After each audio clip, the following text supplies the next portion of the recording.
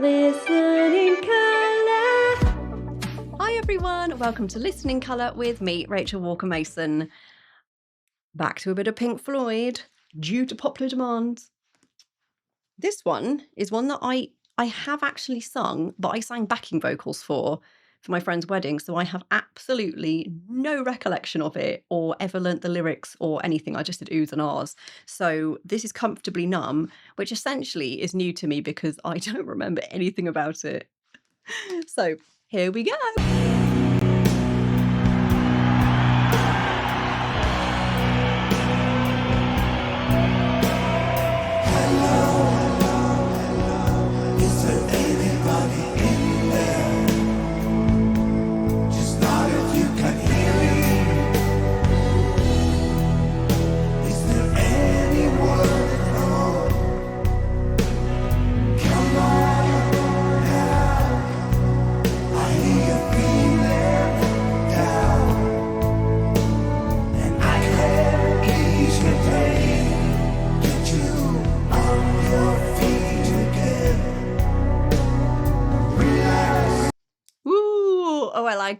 I like it. This feels quite different to the other things that I've heard of Pink Floyd. So it comes in with a vocal fairly swiftly, which from the other things I've heard of Pink Floyd, there's at least half the track with instruments and then the song comes in, which I've been really enjoying. So this is quite different to me, but great. And it's got the way the vocal is, it's almost like it's spoken. It's got the shape of how someone would say it. Is there anybody in there? So rather than anybody in there or something, it's kind of like it's half spoken, which makes it really interesting and slightly, not exactly menacing, just slightly like questioning in a really interesting, unusual way. I love that Pink Floyd do things that aren't conventionally beautiful in music. They always make you question why they're doing those things, because you know there'll be a reason. They don't just randomly throw choices at it, but it straight away brings you into their world and you're like, oh, this is cool. It's got a much more kind of mellow vibe, but the vocal is kind of pushing it on in quite an interesting way. You're like, what are they wanting to, who is this character? What are they wanting to tell us? What are they asking? It's really intriguing. I see why so many of you like it and have asked me to look at this one because, yeah, it's pretty cool. Right, let's look at the next bit and I'll have a look at the lyrics in a sec too. And I can ease your pain, get you on your feet again. Relax, release some information first. Just the basic facts. Show me where it hurts. There is no pain, you are receding. The distant ship smoke on the horizon. You are only coming through in waves. Your lips move, but I can't hear what you're saying. When I was a child, I had a fever.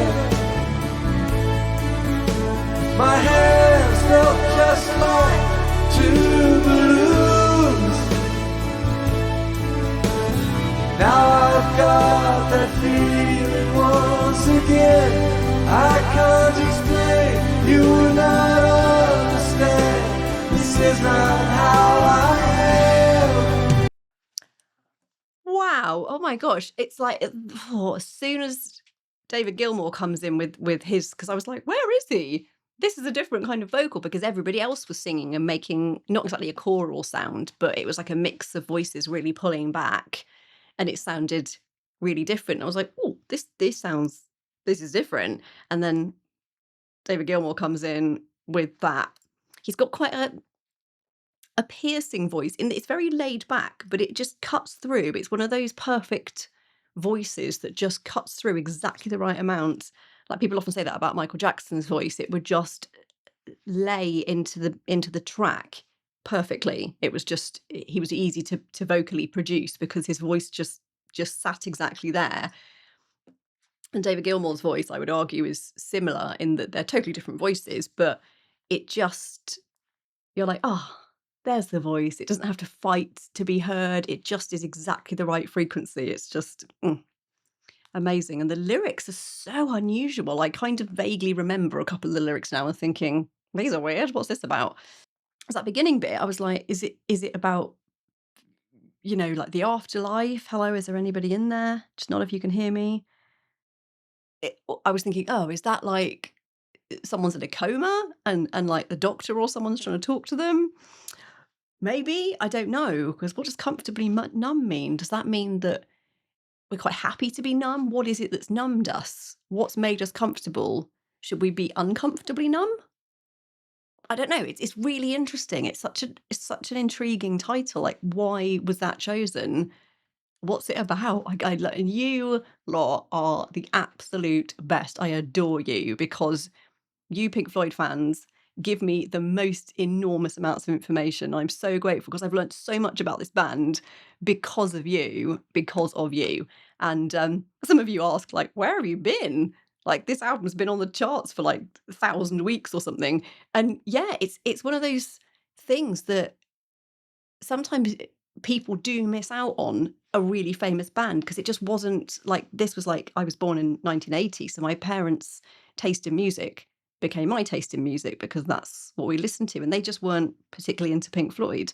They liked the Beatles and the Beach Boys and Paul Simon, so that kind of music influenced me more and is more reminiscent of my childhood. Listening to the Graceland album a lot is very much like a core memory for me, whereas I don't remember hearing a single Pink Floyd song ever growing up. But I'm getting into Pink Floyd now, so I hope you'll forgive me for being tardy, but I am here now and I am absolutely in. So give me all your information. Tell me everything you know about this song because I want to know. Okay, let's see what it does next. Once again, I can't explain, you will not understand. This is not how I am. I have become comfortably numb.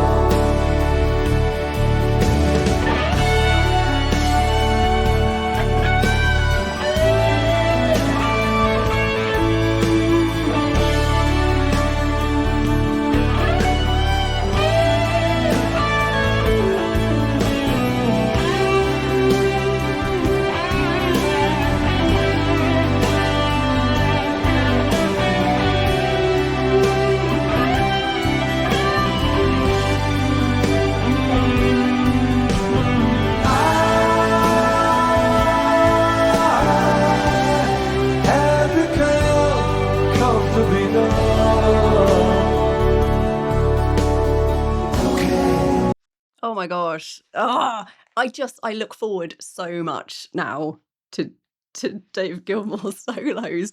I'm normally not a kind of guitar solo gal. I'm just sort of not. I find them a bit much quite often, and there's some bands that like Bon Jovi, who I used to listen to a lot. Every single one has at least one enormous guitar solo in it from Richie Sambora. And he's a great guitarist. It's fine. But I often think, it's a bit much. Come on, like just crack on with the song. I'm a lyrics girl, but I cannot get enough of David Gilmour's guitar playing.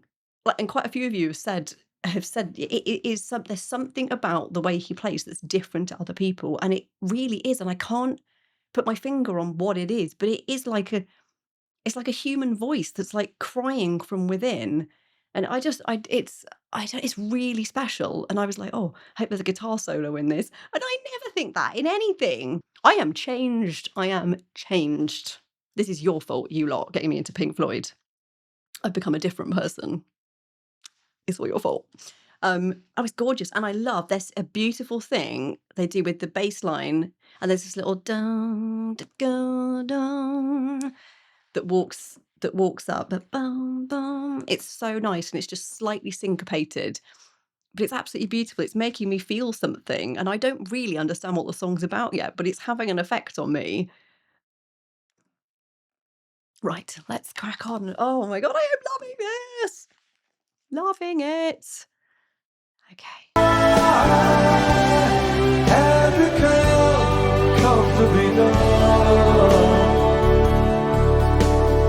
Okay, just a little pinprick. There'll be no more. But you may feel a little sick. Now can you stand up? I do believe it's working good. Well, that'll keep you going through the show. Come on, it's time to go. Okay. So this very much feels like doctor speak now. Like they say that in the doctors, don't they? Like, just a little pinprick. Here it comes. There's no more. You don't have to scream. And there's that brilliant moment where the R's come in, and it's the backing vocalist. There'll be no more no more screaming, and the backing vocalist do and it's just gorgeous. Is this about someone struggling with their health and they're being a performer and they've had to kind of like Elvis towards the end where they had to like dose him up to get him on stage? Is it that kind of thing? Is it about their bandmate that had to kind of pull back because he got very unwell with excessive drug use? Is it about him? The picture is becoming a little bit clearer to me now because it feels very much like medical staff talking to someone and saying, right, we're just going to do this injection for you. We're going to do this, and then you'll feel all right, and it will get you through the show. That line felt like a clue. Like, yeah, we'll give you this injection, some adrenaline or whatever. That will get you through the show, and then we'll deal with whatever the situation is later. And I know plenty of artists across all genres who've done that, even opera singers who've had injections done into their vocal folds so they can go out and sing. I would never advise it because you end up forcing your body beyond what it can do. If you're already unwell, your body's saying, please stop. So injecting yourself with stuff to carry on tends to just compound the issue. But this was the 70s when they just would be like, no, get on stage and crack on. Is that what it's about?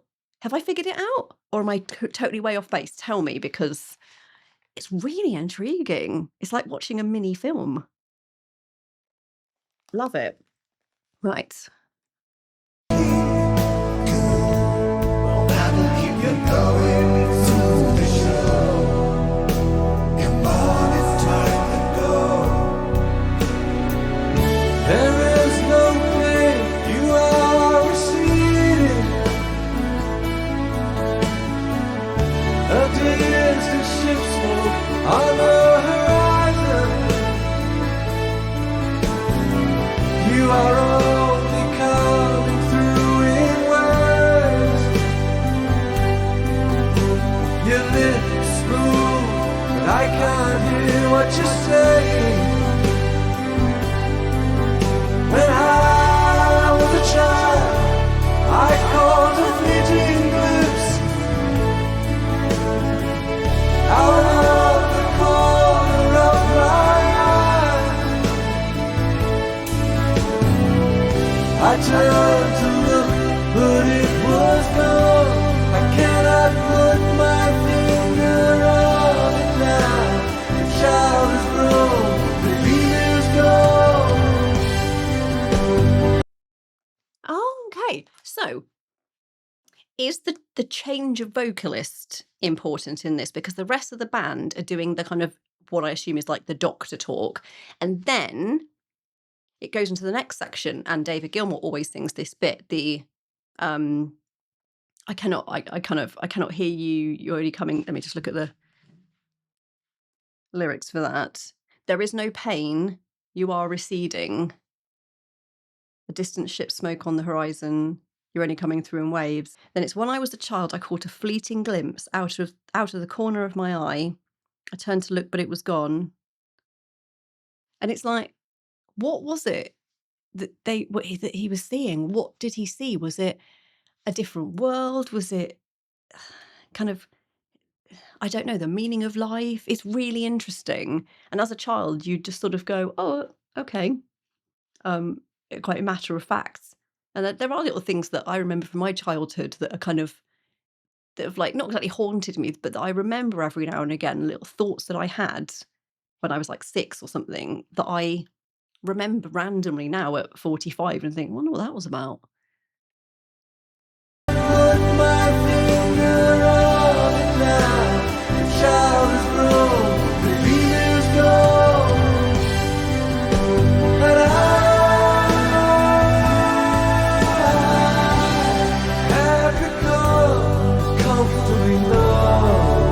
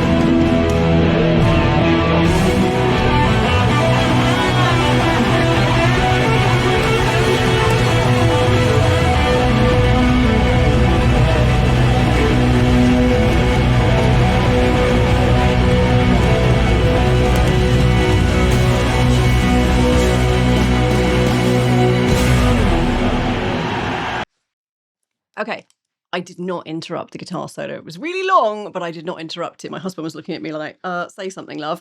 But I couldn't because it was too perfect. I cried in a guitar solo. That has never happened ever. Ever. It just made me cry. What is it about David Gilmour's guitar? What is it about his guitar playing? Like, I've never cried in a guitar solo. Guitar solos don't make me cry. I cry at lyrics and about amazing vocal lines and stuff. That just, I can't explain it. And I can see now why people say that Pink Floyd is the best band in the world. I kind of believe it. Like, I don't know what, I can't, I can't explain what it is. There's something about their writing, their performing, everything about them is it just hits you in a way that you're not, really catches you off guard. I was not expecting that. I was like, I'm not going to cry in this one. And then I was crying, and not even in a singing bit. What's happened to me? That was something else. Please let me know what else you want. I'm kind of super into Pink Floyd now, so I'd like to get to grips with more of their catalogue. So please tell me what else you'd like me to react to, because I'm really excited. And let me know your thoughts on this and why you think I cried, because I don't even know. Wow. Oh my gosh. Like, I'm a little bit lost for words, which is rare for me.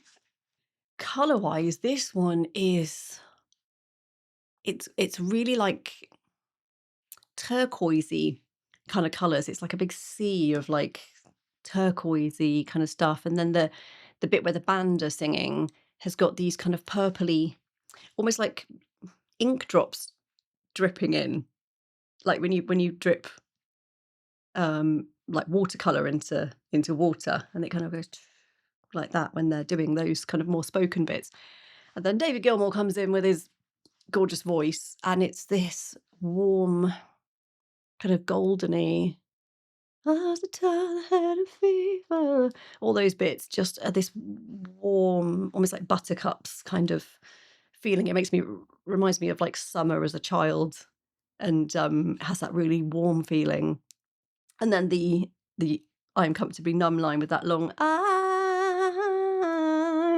bit is just, it's just this kind of wave of like gold that kind of swallows itself up and goes back into the kind of turquoise. It's so beautiful and like heartbreaking at the same time. And then the guitar solo is just pure like white, kind of like this burst of white that just covers it.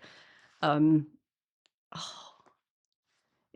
I don't really get that color from guitars normally. It's like a human voice, and I get white from human voices like Aurora and some other with a very bright, beautiful, warm voice. But I get it from David Gilmour's guitar.